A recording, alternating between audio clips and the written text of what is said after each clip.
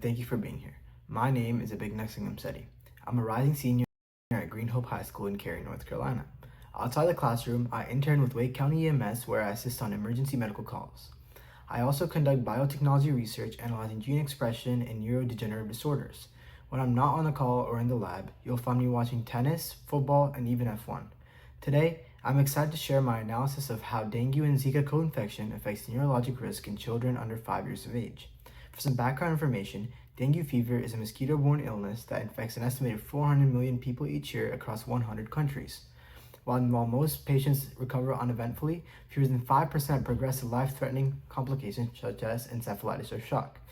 Zika virus rose to global prominence in 2015 and 2016 when it was conclusively linked to microencephaly in newborns and Guillain-Barré syndrome in adults. Both viruses use same Aedes mosquito vector and frequently circulate together in tropical regions. In other areas of global health, co-infections can amplify harm. For instance, chronic schistosomiasis accelerates HIV progression and worsens outcomes. This pattern of double whammy motivated me to ask, in children under 5, what happens when dengue and Zika occur simultaneously? My hypothesis. My central hypothesis is that dengue and Zika co-infection in children under 5 substantially raises the risk of neurologic complications such as seizures, encephalitis, meningitis, or Guillain-Barré syndrome relative to infection with a single virus. To examine this, I set 2 objectives. First, quantify study-level complications rates for co-infected and single-infected groups. Second, pool the raw data across all eligible studies to calculate a simple overall risk ratio and odds ratio for these neurologic outcomes.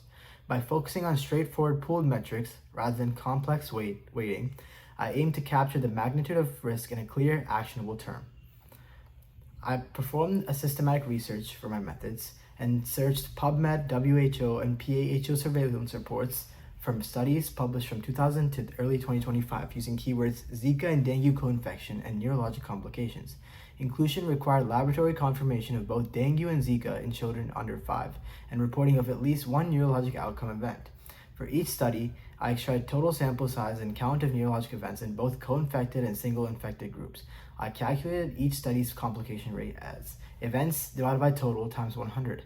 Finally, I summed all co-infected events and totals and all single-infection events and totals to derive overall complication rates. A crude pooled risk ratio of 36.4% divided by 9.1% approximately equals 4.0, and a crude pooled odds ratio approximately equals 5.7. This approach treats every patient equally and offers a transparent summary of the data. For my results, displayed here is a group bar chart of neurologic complications rates for each study. Co-infected rates range from 20% in both Garcelle 2020 and Rivera 2021 to 100% in small Villamil-Gomez 2016 series. Single infection rates never exceeded 25%, with Sequeira 2020 at 25% and several below 10%. The consistent separation between yellow bars, co-infection, and orange bars, single infection, underscores a clear trend across diverse settings. This table here shows a summing across all 5 studies yields 44 co-infected children with 16 neurologic events for a complication rate of 36.4%. In contrast, single infection produced 24 events among 265 children at a rate of 9.1%. The crude pooled risk ratio of 4.0 indicates that co-infected children were 4 times as likely to experience neurologic complications. The crude pooled odds ratio of approximately 5.7 compares the odds of 0.571 versus 0.0996, reinforcing that co-infection carries substantially higher odds of serious neurologic events. Now for discussions and limitations. Immunologically, the elevated risk is plausible due to antibody-dependent enhancement among flavioviruses, where cross-reactive antibodies may exacerbate pathology when 2 viruses coexist. Nonetheless, this crude pooling has limitations. It ignores differences in study design, sample sizing, and setting. It does not estimate between study heterogeneity or address potential publication bias that favors reporting severe co-infection cases. Routine diagnostics focus on single viruses may undercount true co-infection prevalence. Furthermore, most data derived from Latin America during 2015 to 2017 Zika pandemic, which may limit generalizability to other regions or viral lineages. Despite these caveats, the striking consistency of higher co-infection rates across 5 independent studies strengthens confidence in a real elevated risk. Now for my conclusion and call to action. In summary, my pooled analysis demonstrates that children under 5 who are co-infected with dengue and Zika face roughly 4 times the odds of developing serious neurologic complications such as seizures, encephalitis, or Guillain-Barré syndrome compared to those infected with just one virus. The finding underscores a pressing concern for global health leaders. Neglected tropical disorders like dengue and Zika rarely occur in isolation, and their overlap can dramatically amplify harm in our most vulnerable populations. To mitigate this double burden, I recommend 4 interrelated priorities.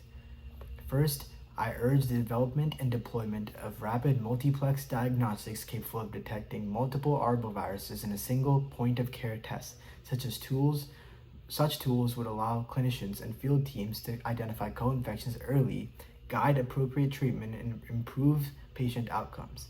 Second, I call for the integration of existing surveillance systems across dengue, Zika, and other Aedes-borne diseases, linking laboratory networks, hospital reporting, and community monitoring to map co-infection hotspots in real time and direct resources where they're most needed.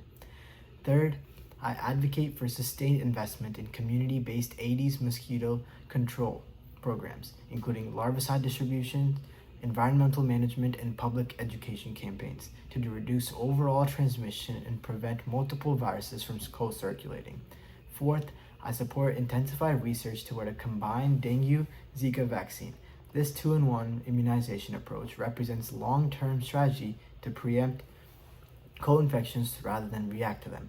Finally, clinicians and public health practitioners in an endemic region should maintain a high index of suspicion for co-infection whenever a young child presents with unusually severe neurologic symptoms.